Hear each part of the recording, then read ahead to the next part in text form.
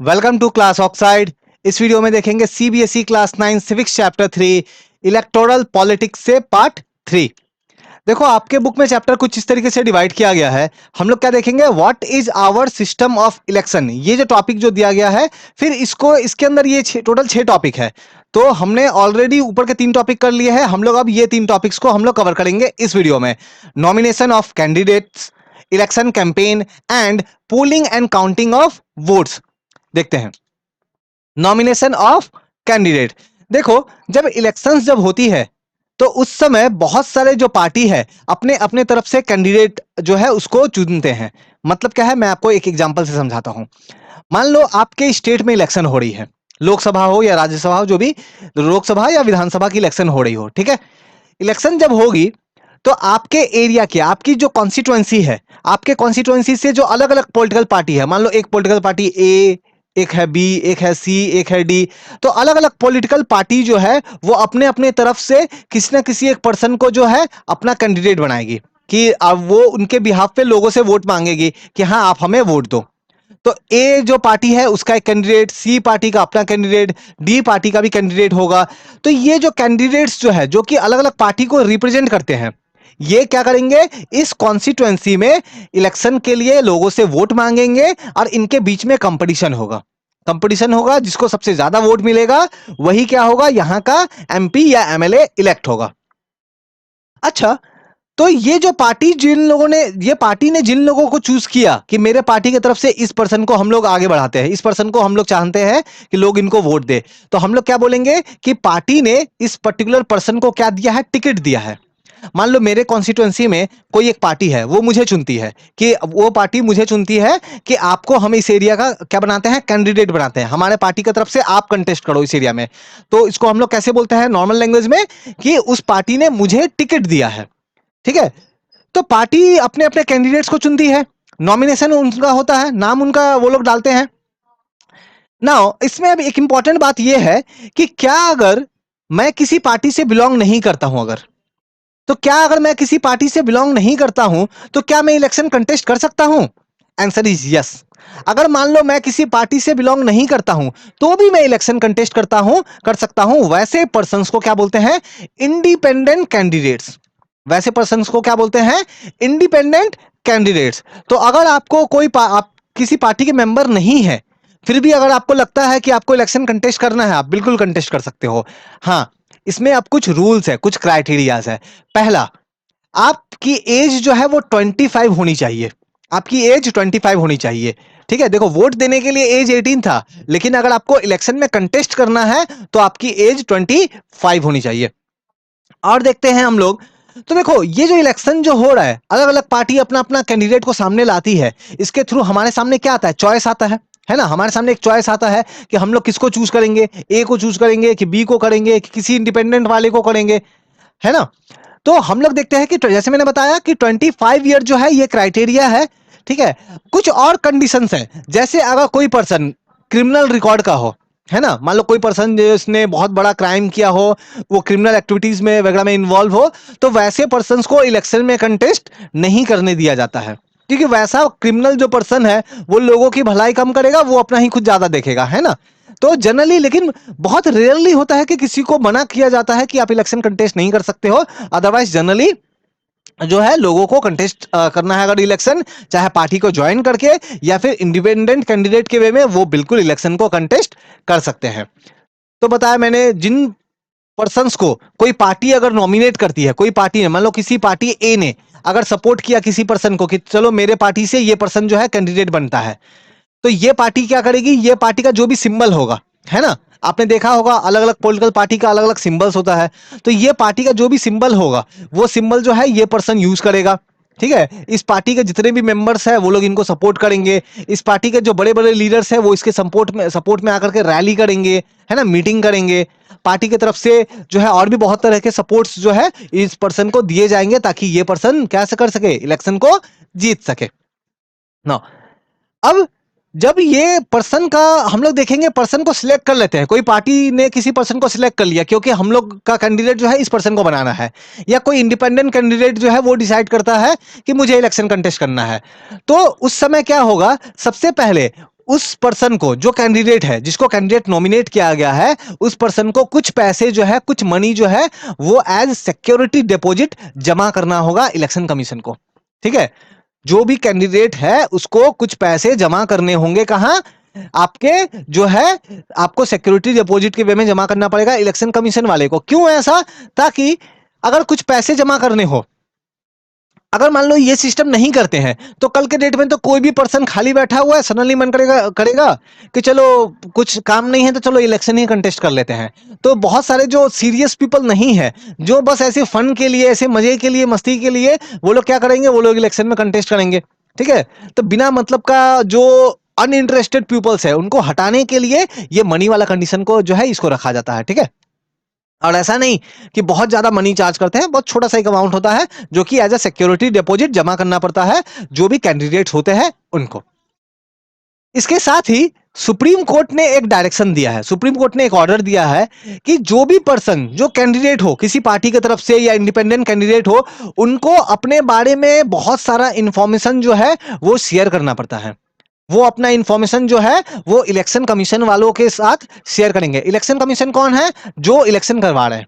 Election करवाने के का जो पूरा प्रोसेस है, कौन कंट्रोल कर रहा है? Election commission. तो जो कैंडिडेट्स है ये क्या करेंगे, इलेक्शन कमीशन वालों से अपना बहुत सारा डिटेल शेयर करेंगे। क्या क्या डिटेल शेयर करेंगे? कि उन लोगों के ऊपर में क्या कोई क्रिमिनल केस चल रहा है क्या, अभी उनके पास पैसे कितने हैं, एसेट कितने हैं, उन्होंने कहां से लोन लिया है, कितने लायबिलिटीज है, उनके पास कितना पैसा है, कितनी प्रॉपर्टी है, उनकी एजुकेशनल क्वालिफिकेशन क्या है, कहां तक पढ़ाई किया है। ये सारा डिटेल जो है उनको शेयर करना होता है, किनके साथ? इलेक्शन कमीशन वालों के साथ में। ठीक है ना, ऐसा क्यों? क्योंकि इलेक्शन कमीशन वाले वो सारा डिटेल जब कैंडिडेट से लेते हैं उसको फिर ऑनलाइन अपलोड कर देंगे, है ना, ऑनलाइन में अपलोड कर देंगे। एंड देन जो वोटर्स है, मेरे तरह आपके तरह जो वोटर्स जो है, हम लोग क्या करेंगे, जाके ऑनलाइन में जाकर के जो कैंडिडेट है ना उसके बारे में हम लोग इंफॉर्मेशन को वहां से देख सकेंगे। मान लो मेरे एरिया में इलेक्शन हो रहा है, 4-5 कैंडिडेट है, अब उन सभी का इंफॉर्मेशन ऑनलाइन अवेलेबल है। किसने अपलोड किया है वो इंफॉर्मेशन? तो इलेक्शन कमीशन वालों ने। तो मैं सभी पर्सन को मैं देखूंगा, सबका इंफॉर्मेशन है, कहां ने किसने क्या पढ़ाई किया है, किसने कितने क्रिमिनल रिकॉर्ड किसका है, किसके पास क्या प्रॉपर्टी है। तो ये सब इंफॉर्मेशन जब मैं पढ़ूंगा तो मैं अपने मन से थोड़ा सा बेटर डिसीजन ले पाऊंगा ना कि मुझे किसको वोट देना है। यानी कि वोटर्स थोड़े से अवेयर हो सके, वोटर्स जो है सही कैंडिडेट को चुन सके, इसके लिए ये पूरा सिस्टम जो है ये लाया गया है, और बहुत ही अच्छा सिस्टम है ये। तो हम लोग ये देखेंगे, जैसे मैंने बताया कि ये इंफॉर्मेशन को लोगों के साथ शेयर किया जाता है ताकि उनका जो डिसीजन जो है वो इंफॉर्मेशन के अकॉर्डिंग वो सही डिसीजन ले सके, सही कैंडिडेट को चुन सके। क्योंकि देखो, सही कैंडिडेट जब एमपी बनेगा या एमएलए बनेगा, तब वो लोगों क्या करेगा, लोगों की सेवा करेगा, लोगों को सर्व करेगा। अदरवाइज नहीं तो वो अपना ही फायदा देखेगा, है ना। नाउ जो नेक्स्ट टॉपिक है ये है इलेक्शन कैंपेन। इलेक्शन कैंपेन क्या है अब समझते हैं हम लोग। देखो, इलेक्शन जब कभी भी अनाउंस होता है, चाहे लोकसभा की इलेक्शन हो या फिर विधानसभा की इलेक्शन हो, तो आप देखते होंगे इलेक्शन से पहले आपके जब एरिया में इलेक्शन होने वाला होगा, आपने जरूर देखा होगा, आपके एरिया में जब इलेक्शन होने वाला होगा उससे कुछ पहले पूरे रास्ते भर में जो आप देखोगे तो अलग अलग पार्टी के झंडे आपको नजर आएंगे, है ना। अलग अलग पार्टी जो है जगह जगह पे मीटिंग करेगी, है ना।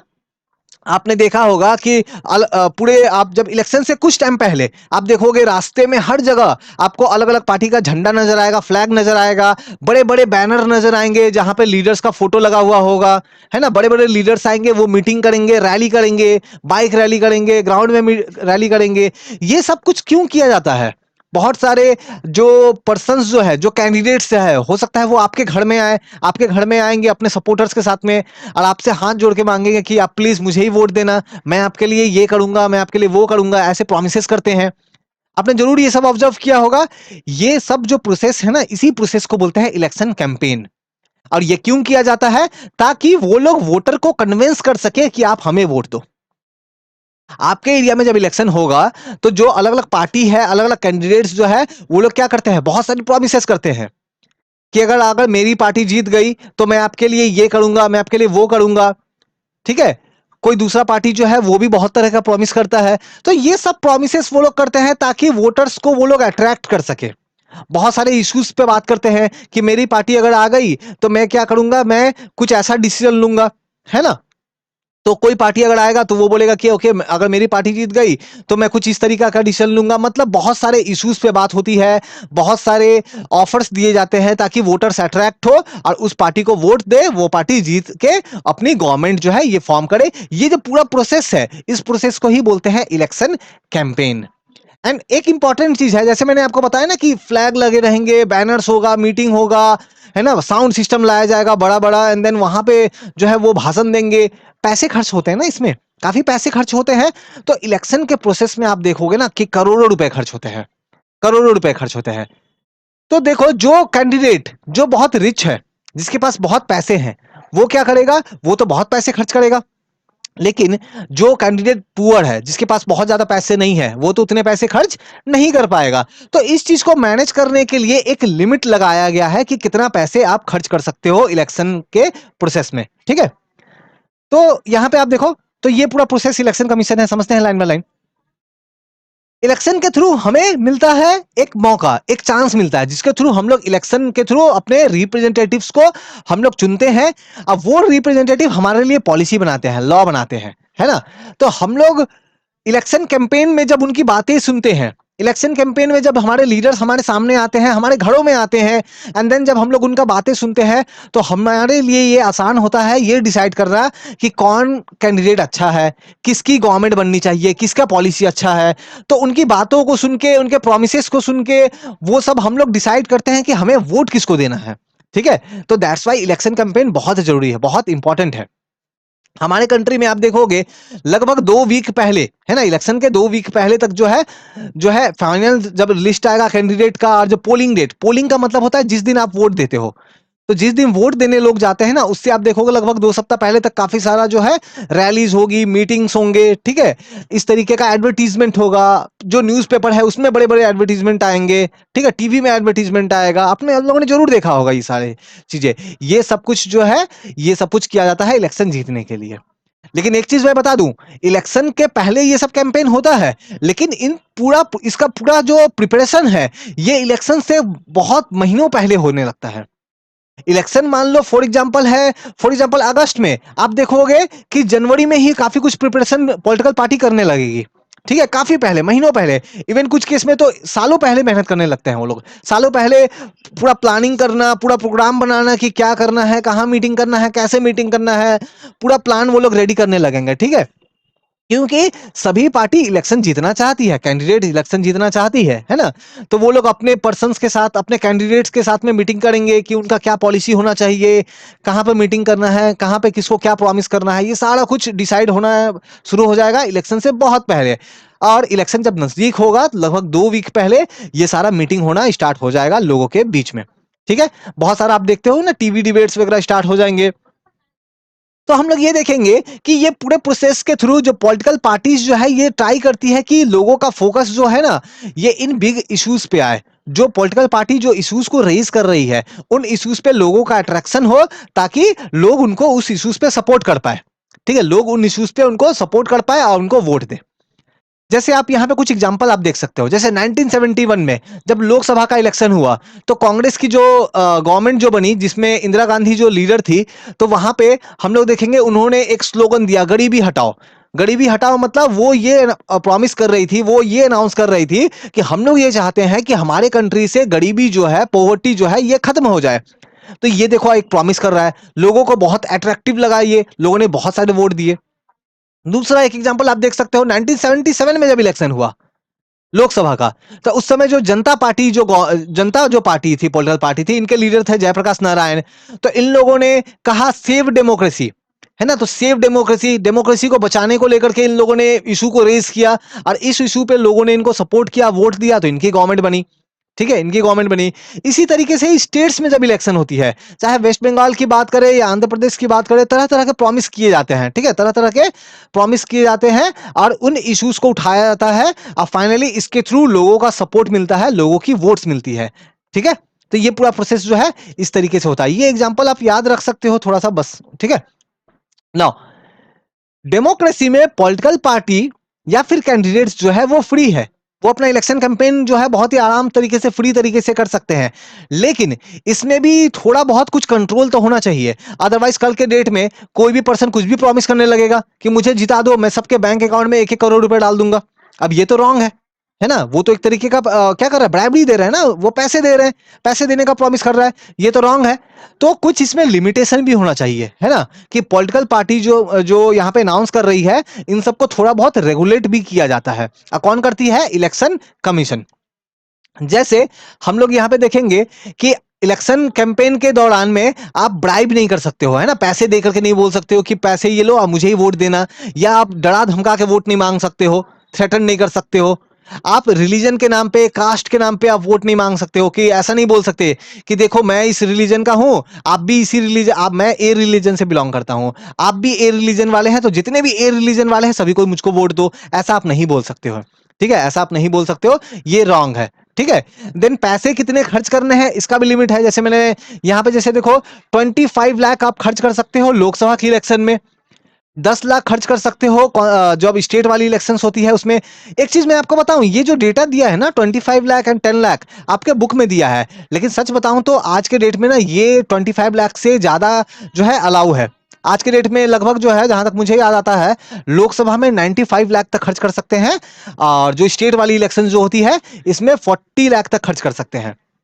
ये लिमिट है, इतना खर्च कर सकते हैं। लेकिन रियलिटी क्या होता है पता है? रियलिटी में करोड़ों रुपए खर्च होते हैं। रियलिटी में बहुत बार देखने को मिलता है कि करोड़ों रुपए खर्च जो है वो होते हैं। ठीक है, या अगर कोई भी पर्सन इन सब रूल्स को वायलेट करता है, कोई भी कैंडिडेट अगर मान लो इन सब रूल्स को वायलेट करता है, जैसे अभी हमने देखा कि आप पैसे नहीं दे सकते हो, डरा धमका नहीं सकते हो, या रिलीजन के नाम पे वोट नहीं मांग सकते हो, लेकिन मान लो कोई कैंडिडेट ऐसा करता है, और वो कैंडिडेट जो है, उस कैंडिडेट ऐसा करते हुए मान लो उसके अगेंस्ट में कुछ प्रूफ मिल जाता है इलेक्शन कमीशन वाले को, तब क्या होगा? वो पर्सन अगर जीत भी गया है इलेक्शन, तो उसका इलेक्शन जीतना जो है वो रिजेक्ट हो जाएगा।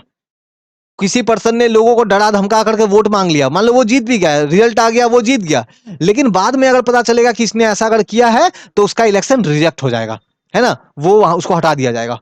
ठीक है, तो दैट्स वाई ये बिल्कुल भी अलाउड नहीं है। तो एक तो ये है। दूसरा एक क्या है कि जब कैंपेन होगा, जब इलेक्शन की कैंपेन होगी, तो उस समय जो भी पॉलिटिकल पार्टी है या कैंडिडेट है, इनको कुछ रूल्स एंड रेगुलेशंस फॉलो करने होते हैं, जिनको बोला जाता है model code of conduct. Model code of conduct बोला जाता है। क्या है इसमें, देख लेते हैं। जैसे कोई भी पार्टी जो है वो किसी रिलीजियस प्लेस को अपने इलेक्शन पर्पस के लिए यूज नहीं कर सकती है। मान लो कोई भी पॉलिटिकल पार्टी है, वो क्या करेगी, किसी रिलीजियस प्लेस को, जहां पे लोग जाते हैं अपना रिलीजन से रिलेटेड एक्टिविटी करते हैं, वैसे किसी प्लेस को इलेक्शन पर्पस के लिए यूज नहीं कर सकते हैं, अलाउड नहीं है।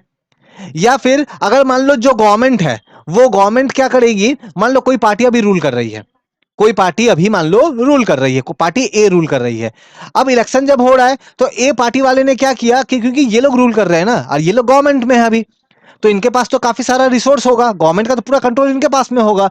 तो ये लोग क्या करेंगे, ये लोग गवर्नमेंट के जो रिसोर्सेस है उसको यूज करना स्टार्ट कर देंगे इलेक्शन के लिए। ऐसा अलाउड नहीं है ना? जो गवर्नमेंट व्हीकल्स, गवर्नमेंट के जो भी रिसोर्सेस है, उन सबको यूज नहीं कर सकते हैं। और एक बार जब इलेक्शन का अनाउंस हो जाएगा कि, तो उस समय मान लो अगर अनाउंस होता है कि 10 नवंबर को इलेक्शन होना है, 10 नवंबर को इलेक्शन होना है, मान लो मैं एग्जांपल के लिए बस समझा रहा हूं, मान लो वेस्ट बंगाल में डिसाइड होता है कि 10 नवंबर को इलेक्शन होना है, तो इलेक्शन से जस्ट 2-4 दिन पहले, इलेक्शन 10 नवंबर का इलेक्शन होना है, मान लो 5 नवंबर को जो गवर्नमेंट जो उस समय चल रही होगी, वो गवर्नमेंट मान लो अनाउंस करती है कि हम लोग ये स्कीम निकाल रहे हैं, हर एक स्टूडेंट को एक लैपटॉप मिलेगा, ऐसा स्कीम निकालते हैं। ऐसा कुछ वो लोग नहीं कर सकते हैं, क्योंकि देखो इलेक्शन से जस्ट पहले अगर इस तरीके का कोई प्रोग्राम स्टार्ट करते हैं, इस तरीके का कोई स्कीम स्टार्ट करते हैं, तब तो बेसिकली वोटर्स को तो इन्फ्लुएंस किया जा रहा है ना। ये तो गलत तरीका है। जो गवर्नमेंट में है वो तो क्या कर रहा है, वो तो अपना पोजीशन का मिसयूज कर रहा है, अगर इलेक्शन के जस्ट पहले इस तरीके का कोई पॉलिसी स्टार्ट कर रहा है तो दैट्स वाई ऐसा अलाउड नहीं है। ठीक है, कोई बड़ा प्रॉमिस, कोई बड़ा प्रोग्राम जो है गवर्नमेंट उस समय नहीं कर सकती है इलेक्शन से जस्ट पहले। ठीक है, थर्ड जो टॉपिक है वो है polling and counting of votes.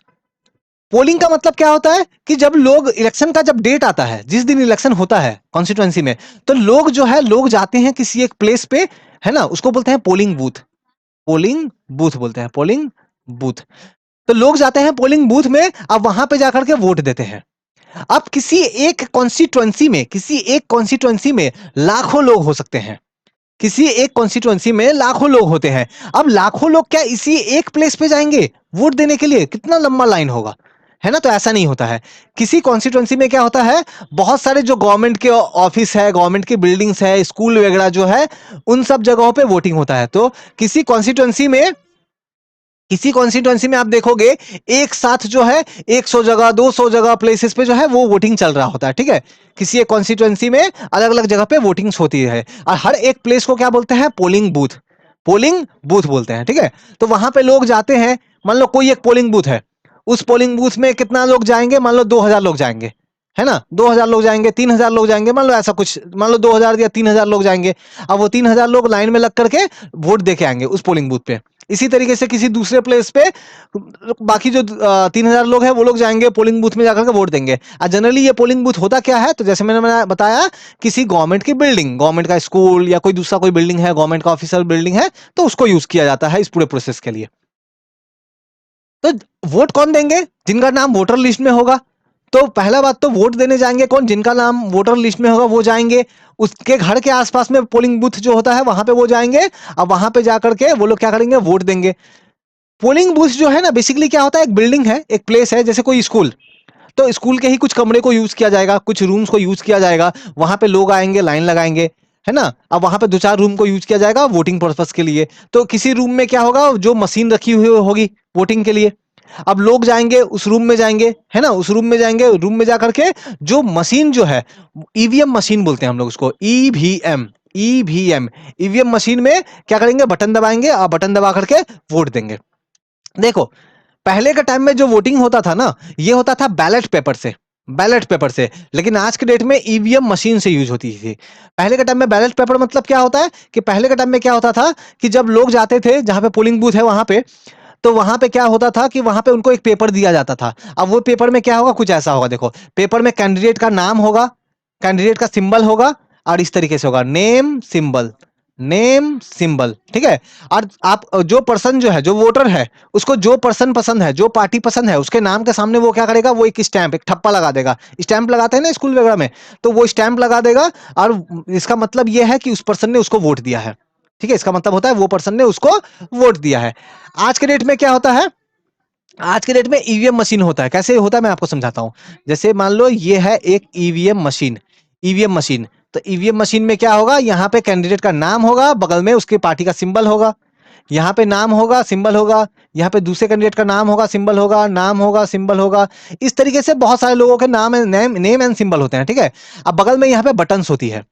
आपको जो पर्सन पसंद है, जो पार्टी पसंद है, जो कैंडिडेट आपको पसंद आता है, आप उसके सामने वाला जो बटन है वो प्रेस कर दो, मतलब आपने उसको वोट दे दिया है, ठीक है? वोट दे दिया है। अब वोटिंग का पूरा प्रोसेस सही तरीके से हो, इसके कहीं पे कोई चीटिंग ना हो रहा हो, इसके लिए क्या होता है कि जहां पे वोटिंग हो रही है ना, वहां पे जो कैंडिडेट है, कैंडिडेट के कोई एक पर्सन, कैंडिडेट खुद नहीं, कैंडिडेट का कोई एक पर्सन जो है उस वोटिंग वाले रूम में बैठेगा। मान लो मैं जिस रूम में बैठ के ये रिकॉर्ड कर रहा हूं, मान लो यहाँ पे वोटिंग हो रही है, तो यहाँ पे लोग आ रहे हैं, एक एक करके आ रहे हैं, बगल में मशीन रखी हुई है, ईवीएम का बटन दबा रहे हैं, वोट दे रहे हैं। अब मान लो जो ईवीएम का बटन दबा रहा है, कहीं कोई चीटिंग ना हो रहा हो, कहीं कोई प्रॉब्लम ना हो रहा हो, तो मान लो मेरे लेफ्ट हैंड साइड में, इस साइड में ईवीएम का मशीन रखा गया है, और यहाँ पे मान लो जो है पूरा का यहाँ पे वोटिंग का प्रोसेस चल रहा है। इधर में लाइन से कुछ लोग बैठे रहेंगे। वो कौन लोग हैं? वो लोग होंगे जो पॉलिटिकल पार्टी के जो एजेंट्स जो होते हैं, वो लोग होते हैं। उनका काम क्या है? वो लोग बस ये देखते हैं कि क्या वोटिंग प्रोसेस हो रहा है, ये कहीं पे कोई चीटिंग तो नहीं हो रही है। वो लोग बस बैठ के ये देखते रहेंगे। और इलेक्शन कमीशन के ऑफिसर्स वगैरह भी रहते हैं, वो लोग भी देखते रहते हैं कि इलेक्शन प्रोसेस जो है सही तरीके से चले, कहीं कोई प्रॉब्लम ना हो, कोई चीटिंग ना हो, कोई इश्यूज ना हो, ठीक है? तो इस तरीके से ईवीएम के थ्रू जो है वो इलेक्शंस जो है ये करवाए जाते हैं। जैसे मैंने आपको बताया, जो इंडिपेंडेंट कैंडिडेट्स होता है, इंडिपेंडेंट कैंडिडेट्स का मतलब वैसे कैंडिडेट जो किसी पार्टी से बिलोंग नहीं करते हैं, किसी पार्टी से बिलोंग नहीं करते हैं, वो अकेले इलेक्शन कंटेस्ट कर रहे हैं। वैसे पर्संस का भी देखोगे ना, ईवीएम में क्या होगा? नाम लिखा रहेगा, और उनको भी एक सिंबल दिया जाता है। तो याद रखना है, इंडिपेंडेंट कैंडिडेट्स को भी सिंबल दिया जाता है। सिंबल कौन देते हैं? तो इलेक्शन कमीशन, इलेक्शन कमीशन जो है, ठीक है? नो, जब ईवीएम में इस तरह से वोटिंग हो जाती है, मान लो मॉर्निंग में वोटिंग स्टार्ट होगी, फॉर एग्जांपल मॉर्निंग में वोटिंग स्टार्ट हो गई सुबह में 6 बजे, 6 AM स्टार्ट हो गई, ठीक है, और शाम को मान लो 5 PM तक वोटिंग चला। जब वोटिंग खत्म हो गई तो वो ईवीएम जो है ना, ईवीएम को सील कर दिया जाएगा, और सील करके जो इलेक्शन कमीशन के जो ऑफिसर्स है उन ईवीएम को लेके जाएंगे एक रूम में, लेके जाएंगे रूम में ईवीएम को रख देंगे, और रूम में ताला मार के गेट को बंद करके वहां पे वो उसको रख देंगे, ठीक है। बाद में जब जिस दिन काउंटिंग होगी, वोटिंग होगी, तो वोटिंग होने का टाइम में फिर से उस गेट को खोला जाएगा, ईवीएम के मशीन्स को बाहर निकाला जाएगा, और उस मशीन्स के थ्रू क्या करेंगे, वोट को काउंटिंग करेंगे। जब काउंटिंग का प्रोसेस चल रहा होता है उस टाइम में भी अलग अलग पॉलिटिकल पार्टी के जो कैंडिडेट होते हैं, जो पर्सन्स एजेंट होते हैं ना, वो लोग वहां पे बैठेंगे। क्यों? ताकि वो लोग बैठ के वहां पे देखेंगे कि काउंटिंग में तो कोई चीटिंग नहीं हो रही है, काउंटिंग में तो कोई प्रॉब्लम नहीं हो रहा है, तो वो लोग वहां बैठ के वो पूरे प्रोसेस को देखेंगे, और बहुत ही सिक्योर तरीके से, बहुत ही प्रॉपर तरीके से ये काउंटिंग किया जाता है। फाइनली जब काउंटिंग खत्म हो जाएगी तब उसका अनाउंस कर दिया जाता है कि मान लो कैंडिडेट ए था, बी था, सी था, डी था, सबसे ज्यादा किसको वोट मिला, मान लो कैंडिडेट बी को सबसे ज्यादा वोट मिला, तो अनाउंस कर देंगे कि जो बी कैंडिडेट जो है ये जीत गया, ठीक है, बी कैंडिडेट जो है ये जीत गया, ठीक है। तो इलेक्शन जब होती है, इलेक्शन के कुछ दिनों के बाद, मान लो आज इलेक्शन हुई ना, आज से 10 दिन के बाद या 15 दिन के बाद जो है वो आपका रिजल्ट जो है वो आ जाएगा, फॉर एग्जाम्पल, ठीक है। एंड ये काउंटिंग जो होती है ना, जितने भी कॉन्स्टिट्यूएंसी है, अगर स्टेट की इलेक्शन हो रही है, तो जितने भी कॉन्स्टिट्यूएंसी है सभी में एक साथ ही काउंटिंग होती है, ठीक है। या फिर लोकसभा की इलेक्शन अगर हो रही है, लोकसभा का इलेक्शन अगर हुआ है तो पूरा कंट्री का इलेक्शन होता है ना, तो उस टाइम में भी जो काउंटिंग होता है वोट का वो जनरली एक ही दिन में होता है, ठीक है, एक ही दिन में काउंटिंग होती है, और फिर उसका रिजल्ट जो है वो लगभग इवनिंग तक, शाम तक जो है उसको अनाउंस कर दिया जाता है। तो इस तरीके से वोटिंग होती है एंड रिप्रेजेंटेटिव्स को चूज किया जाता है। नाउ, तो जैसे मैंने आपको बताया कि सबसे ज्यादा जिसको कैंडिडेट को सबसे ज्यादा वोट मिलेगा उसको डिक्लेयर कर दिया जाता है कि वो वहां का एमपी या एमएलए जो भी है वो बन गया, ठीक है। तो हमने क्या करा, तो हमने आपके class 9 civics chapter 3 electoral politics से पार्ट 3 जो है इसको हमने देख लिया है। नेक्स्ट जो हमारा वीडियो आएगा पार्ट 4 आएगा, ये हमारा लास्ट पार्ट होगा, पार्ट 4 जो होगा, ठीक है। अगर वीडियो अगर पसंद आया हो तो लाइक कमेंट एंड शेयर करें, डाउट इंक्वायरी हो तो टेलीग्राम फेसबुक इंस्टाग्राम का लिंक गिवन है, मुझसे जुड़ के क्वेश्चंस पूछ सकते हो। Thank you.